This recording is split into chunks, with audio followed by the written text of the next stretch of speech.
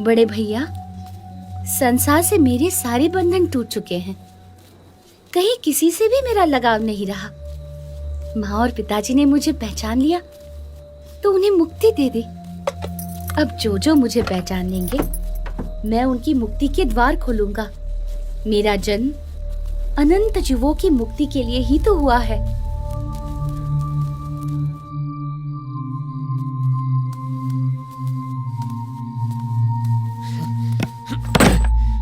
मेरे पास तेरी ज्ञान की बातें सुनने का समय नहीं है, समझा? अब से घर के बाहर पैर रखा ना तो तेरी टांगे तोड़ दूंगा।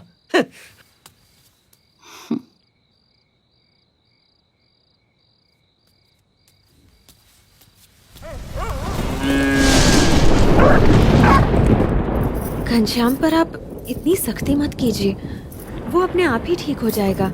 नहीं सुहासिनी, पिताजी के जाने के बाद वो किसी की नहीं सुनता। कुछ भी बोलो तो ज्ञान की बातें करने लगता है। उससे तो बचपन से ही जीवन से विरक्ति रही है। विरक्ति वगैरह कुछ नहीं है सुहासिनी। अभी उसका ब्याह करा दो ना तो सारी विरक्ति, वैराग्य, ये ज्ञान ध्यान रुई की भांति हवा में उड़ जाएगा। तो करवाते क्यों नहीं? हाँ लेकिन वो, हाँ, खंभारिया गांव के निहार मिश्र अपनी बेटी के लिए कब से पीछे पड़े हैं। वो तो चंद्रकला को लेकर हमसे मिलने अयोध्या आना चाहते हैं। फिर तो तुम कल ही उन्हें बुला लो।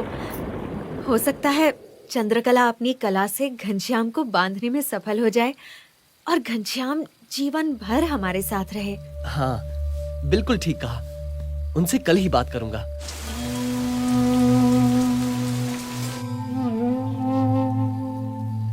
चलो भोजन ले लो, रात बहुत हो गई है। तुम्हारे भैया और इच्छाराम तो भोजन करके कब के सो गए। तुम्हारे हाथों का ये अंतिम भोजन ले रहा हूँ भाभी। अच्छा देवर जी, तो आपने मेरी और अपने भैया की बातें सुन ली। अभी तो केवल मंगनी आई है, ब्याह लगन तो अभी बाकी है। फिर मेरे हाथों की रसोई को तिलांजलि देना। सुवासिनी को क्या पता था कि अपनी कल्याण यात्रा के लिए घनश्याम केवल उनकी रसोई को ही नहीं, घर, परिवार, संसार के हर एक सुख को तिलांजलि देने का संकल्प कर चुके थे। उन्हें अपनी भूख से अधिक अनंत जीवों की मुक्ति की भूख की चिंता थी।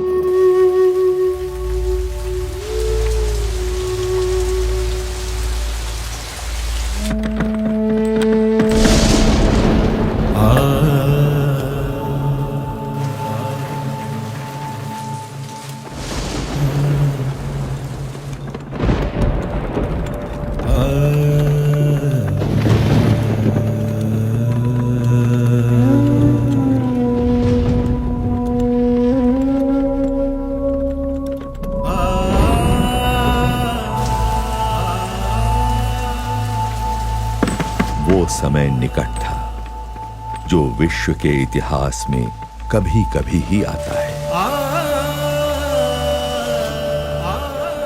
जब कोई संसार के कल्याण के लिए संसार के ही सारे सुखों को त्याग देता है।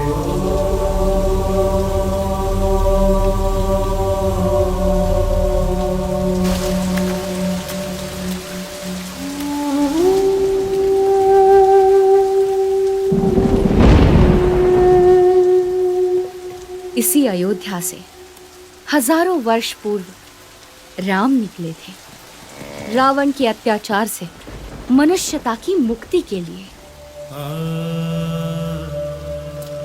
अभी आषाढ़ शुक्ला दशमी विक्रम संवत 1848 की रात का ब्राह्म मुहूर्त है और मैं निकल रहा हूँ अज्ञान के अंधकार से अनंत आत्माओं की मुक्ति के लिए।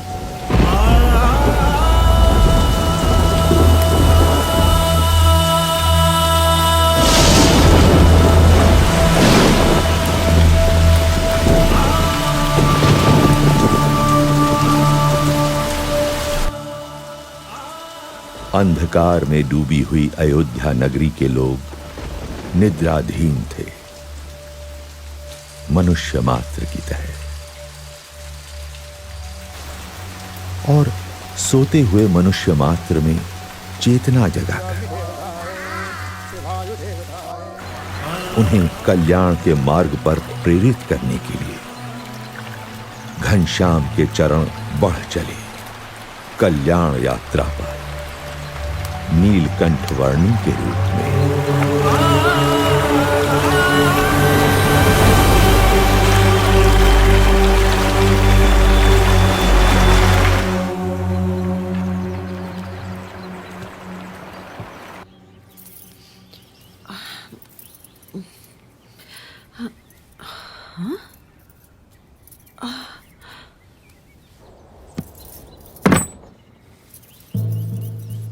अरे घनश्याम कहाँ चले गए?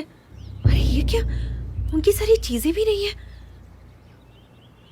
अब सुनिए घनश्याम कहीं चले गए हैं। क्या? कहाँ गया? ऐसे कैसे चला जाएगा? कहीं वो हमें छोड़कर तो नहीं चले गए?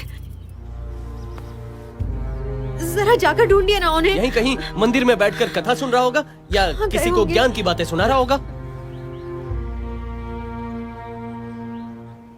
कहीं मेरे हाथों की रसोई को सच में तिलांजलि तो नहीं दी थी? चिंता मत करो, वो आ जाएगा। घनश्याम वापस आ जाओ। कहाँ चले गए हो तुम? ठीक है, मैं भी देख कर आता हूँ।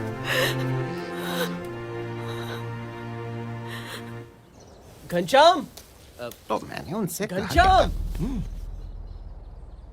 घनश्याम, घनश्याम, सब लोग वहाँ उपस्थित थे। कहाँ गया ये?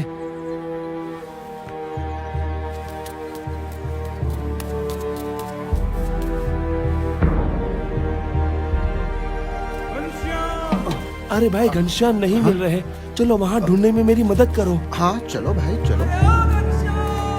पुजारी जी, घनश्याम नहीं मिल रहे हैं, आपने उन्हें देखा? घनश्याम, घनश्याम,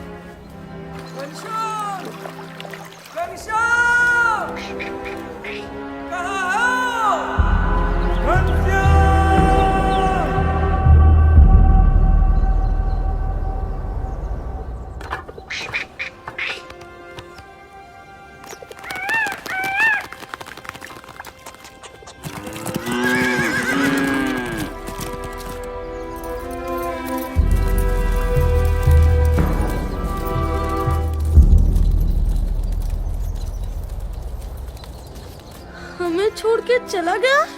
अब हमारे साथ कौन खेलेगा? ए घनश्याम भैया वापस आ जाओ, क्यों चले गए हमको छोड़कर?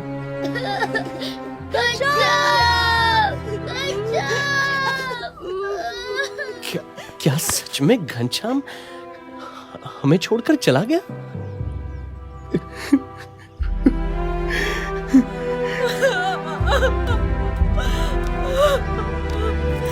घनश्याम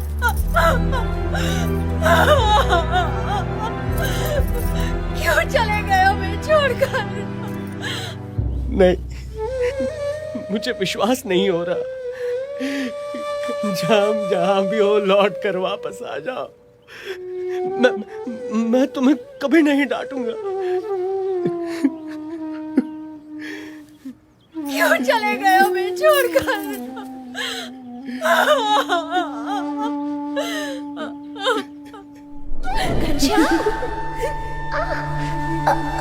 मुझे पकड़ पाना बड़े बड़ों के बस में भी नहीं है भाभी। घनश्याम वापस आ जाओ।